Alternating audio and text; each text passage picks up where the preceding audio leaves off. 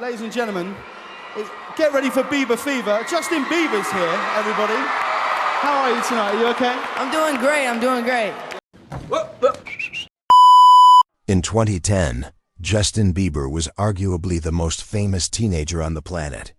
Sold out arenas. #1 albums. A fan base so dedicated they called themselves Beliebers. He was everywhere. And then, slowly, then all at once, something went very wrong. Today, Justin Bieber owes $31 million to his former manager. He sold his entire music catalog for $200 million and somehow still can't pay his debts. He disappeared from music for 4 years. He got a disease that paralyzed half his face. And in 2025, he's posting crying selfies on Instagram and unfollowing his own wife. So what actually happened? Let's go through it, from the very beginning.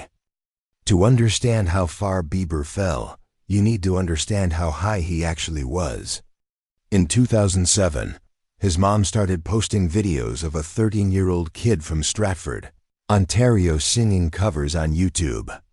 One of those videos caught the eye of music executive Scooter Braun. Yes, that's Scooter Braun, who flew Justin and his mom to Atlanta and signed him on the spot. By 2009, he had his first single. By 2010, he had his first #1 album. By 2012, he was selling out world tours and genuinely competing with artists 3 times his age. He wasn't just a pop star. He was a cultural phenomenon. And he was 18 years old. Here's where the story gets dark. By 2013, something had clearly snapped. In the span of about 18 months, Justin Bieber managed to abandon his pet monkey in Germany, urinate in a mop bucket in a restaurant kitchen, on camera, curse at a photograph of Bill Clinton, get carried up the Great Wall of China by his bodyguards, get arrested in Miami for DUI and drag racing, turn himself into Toronto police on assault charges, have over 270,000 people sign a White House petition to have him deported from the United States. And that is not even a complete list. This was a person who had been famous since he was 13 years old, had no normal teenage years, was surrounded by yes people, and was clearly falling apart in public. And this is the part that actually matters. Because what happened to Justin Bieber in 2013 and 2014 wasn't random. It was completely predictable. This is what happens when you take a child, put them at the center of a billion-dollar machine at age 13. Surround them with people whose income depends on keeping them happy and compliant, remove any semblance of a normal life, and then wonder why they self-destruct at 19. Bieber himself has talked about this. He said he self-medicated with heavy drugs to cope with the pressure. He said he felt completely lost. He said he didn't know who he actually was as a person, because he'd been performing a version of himself since before he could drive a car. To his credit, Bieber actually pulled it together. The Purpose album in 2015 was genuinely one of the biggest comebacks in pop history. Sorry, Love Yourself, what do you mean?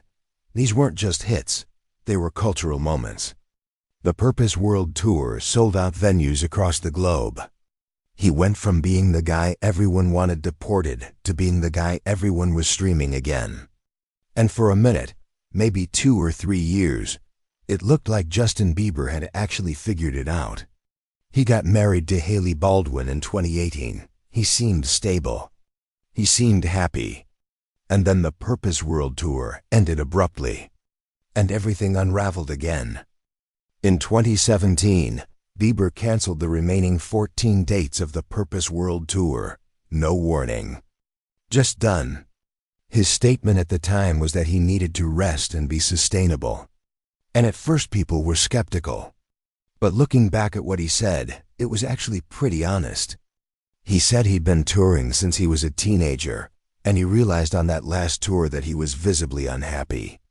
He said his fans deserved someone who could actually show up, not someone going through the motions. Whether you believe him or not, the tour cancellation cost him, and the people around him, a significant amount of money. And that financial domino would keep falling for years. Then in 2022, something genuinely scary happened. Bieber announced on Instagram that he had been diagnosed with Ramsay Hunt Syndrome, a rare, neurological condition caused by a viral infection that attacks the nerves in the face. Half of his face was completely paralyzed. He showed his fans on video. He couldn't blink his right eye. He couldn't smile on one side. He couldn't move part of his face at all. He had to cancel his Justice World Tour, which he had just relaunched after the pandemic. And at this point in the story, you almost have to feel for him. Because this wasn't bad decisions or self-destruction. This was just bad luck. Really, genuinely terrible luck. Now here's where the story gets genuinely complicated. When Bieber canceled the Justice Tour due to Ramsay Hunt Syndrome, he had already received a $40 million advance from concert promoter AEG. When the tour was canceled, AEG wanted that money back. Bieber didn't have it. So his then manager Scooter Braun stepped in and covered the debt through his company, Hybe, essentially loaning Bieber the money. In exchange, Bieber signed an agreement to pay it back. He made one payment, and then stopped. An audit then revealed Bieber owed Braun over $31 million in total, including $11 million in unpaid commissions, though Braun later waived $8 million of that. Meanwhile, Bieber had sold his entire music catalog, every song he'd ever made, for $200 million, and somehow still didn't have the liquid cash to pay his debts. Where did $200 million go? Taxes, legal fees, and what sources describe as extravagant spending. And this brings us to Scooter Braun, because this relationship is crucial to the whole story. Scooter discovered Bieber on YouTube when he was 13. He managed him for over a decade. He was there for the rise, the dark period, the comeback. And now they're in a legal settlement over $31 million. What's fascinating here is that Braun genuinely did step in to help Bieber when he needed it most, covering a $26 million debt nobody else was covering.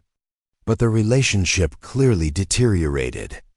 Bieber eventually parted ways with Braun, and has since described his career as feeling like he finally has creative freedom for the first time. Which tells you something about how that decade of management actually felt from the inside. While all of this was happening financially, something else was unraveling publicly. Bieber's social media behavior in 2024 and 2025 genuinely alarmed people. He posted photos of himself crying. He posted about feeling unworthy and like a fraud, despite having 5 diamond certifications and 2 Grammy Awards. He wrote that he'd always felt sneaky when people told him he deserved his success. Like if they knew his real thoughts, they wouldn't say that. He unfollowed hundreds of people on Instagram, including, briefly, his own wife. His representatives put out a statement calling fan concern exhausting and pitiful, which is an interesting response to people being worried about someone. And layered on top of all of this, in August 2024, Justin and Hailey Bieber welcomed their first child, Jack Blues Bieber. And in theory, that should be a positive. A new chapter.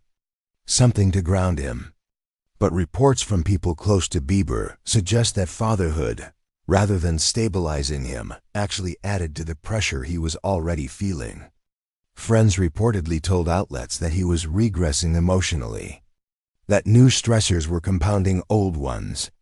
Which honestly makes sense, because you can't just add a baby to an already overloaded system and expect the system to be fine. And then, out of nowhere, July 11th, 2025, Justin Bieber drops a surprise album called Swag, his first album in 4 years. And according to people who've heard it, it's different. It's described as his most personally authentic work, the first album where he had full creative ownership and wasn't operating under the machine he'd been part of since he was 13. He himself described it as freedom. Freedom from his ex-manager. Freedom from corporate pressure. Freedom to make music that was actually his. Whether the album is good or not isn't really the point. The point is that this might be the first time in Justin Bieber's career that he's actually making decisions for himself. So what is the actual lesson here? Because Justin Bieber's story isn't unique. It's the same story we've seen play out with Britney Spears, with Macaulay Culkin, with Lindsay Lohan, with Ryan's World, which we've covered separately. You take a child. You give them adult-level fame and adult-level money before they have adult-level coping mechanisms. You surround them with people who benefit financially from keeping them working. You strip away any chance of a normal developmental experience. And then you're surprised when they fall apart at 19, or 25 or 30. The industry doesn't protect child stars. It extracts value from them until there's nothing left to extract. And then moves on to the next one. Here's where I land on Justin Bieber. He made bad decisions. The 2013 to 2014 era was genuinely indefensible in places.